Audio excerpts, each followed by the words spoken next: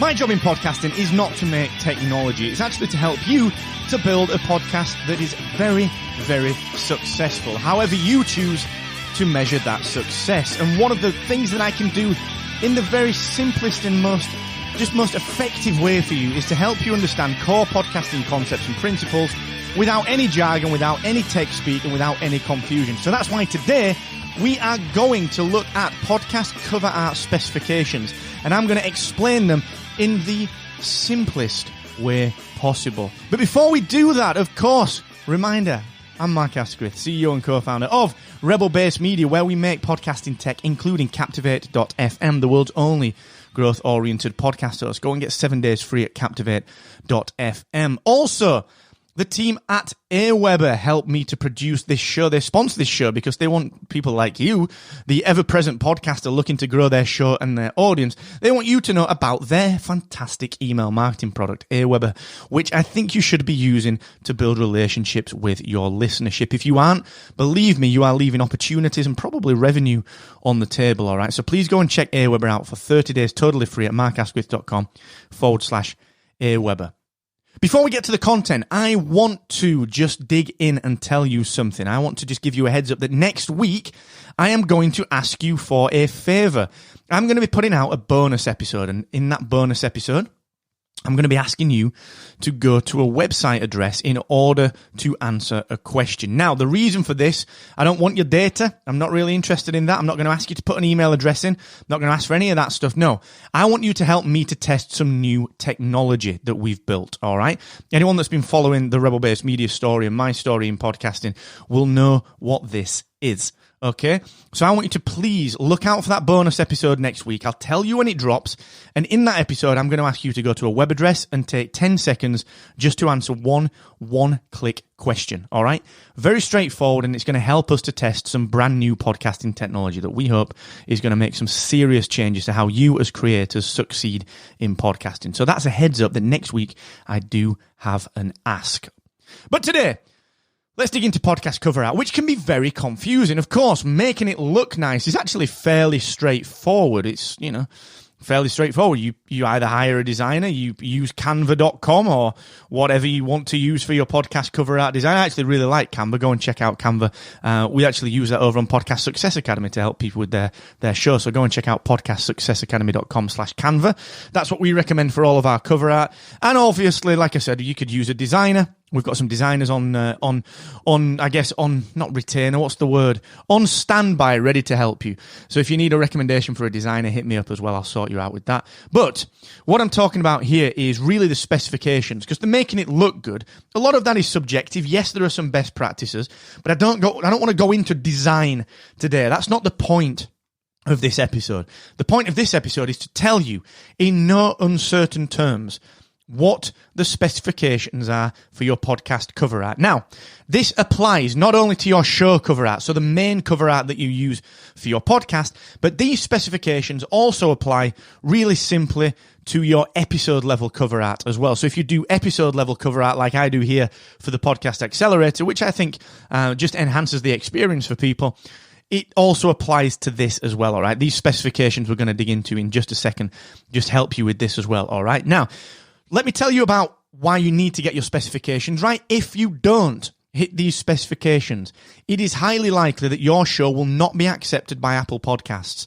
The last thing you want to do is spend ages building an amazing show, creating the perfect cover art, designing your audio and recording your audio, and then Apple saying, sorry, we're not letting you in. Go and try again. And you having to revamp it. There's nothing more frustrating than that in podcasting, all right? So this will help you to stop that happening. Captivate.fm, our podcast hosting platform, it's the only podcast hosting platform that I know of that proactively checks these specifications for you. So we won't let you upload an image, a podcast cover art that is the wrong specification. We simply won't let you do that. The reason we won't let you do that is we don't want you to get rejected, all right? The other hosts let you do that. We've had some people move in to Captivate from some very big podcast hosting platforms with cover art that quite simply is not right and that is risking being removed from Apple Podcasts because it's not right, okay? Well, I've seen things that are rectangles in there, for example, which is crazy. I can't fathom that. So, let's get to the specifications, all right? Very, very simple. The podcast cover art that you put out onto your show or at episode level, so show level art or episode level art, needs to be within the following dimensions. And when I say dimensions, I mean width and height. I am not talking about file size, okay? So I'm talking about actual dimensions, okay? It needs to be a minimum of 1,400 pixels wide and 1,400 pixels high, and it can be a maximum of 3,000 pixels wide and 3,000 pixels high. So that's a square, all right? Minimum 1,400 pixels wide, 1,400 pixels high, and a maximum of 3,000 pixels by 3,000 pixels. So 3,000 wide, 3,000 high. Next, this has to be in an acceptable file format. We recommend JPEGs. There's no reason to use a PNG. PNG files are generally reserved, usually reserved for things like very kind of complex images that need to be exceptionally high quality with transparency and multiple layers on there, all right? 90% of images that podcasters put together do not need to be PNGs. They can be compressed JPEGs, and that is the file type that I would recommend that you use and that the specifications say, in my view, are the best way to do your podcast cover art. So a JPEG is the best way. Now, the reason a JPEG is the best way is that you can achieve a higher quality JPEG with a lower file size, which is one of the third things that I want to talk about. One of the third things. It's the only third thing because the next thing is the fourth thing.